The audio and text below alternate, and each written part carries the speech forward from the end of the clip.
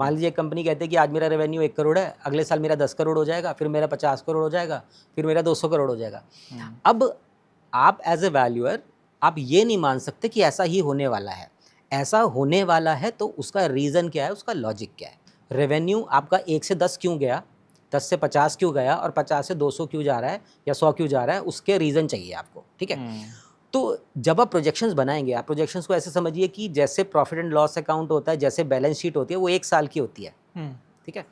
तो वो तो आज की डेट की पिक्चर आपको पता ही होगी, है ना। मैं मान के चल रहा हूँ कि एक बिजनेस ऐसा है जो आज की डेट में एग्जिस्ट कर रहा है, कुछ नंबर्स हैं, मान लीजिए नहीं भी हैं तो फ्यूचर ईयर के अंदर भी जो नंबर्स आने वाले ईयर 1, ईयर 2, ईयर 3, तो वो भी उसी फॉर्मेट में आएंगे जैसे कि प्रॉफिट एंड लॉस अकाउंट या बैलेंस शीट के होते हैं, ठीक है। तो आप ये समझिए कि जब मैं प्रोजेक्शंस की बात कर रहा हूँ, तो अगर 5 साल के प्रोजेक्शन की बात हो रही है तो अगले 5 साल के बैलेंस शीट और अगले 5 साल के कैश फ्लो स्टेटमेंट्स आपके सामने हैं। ओके।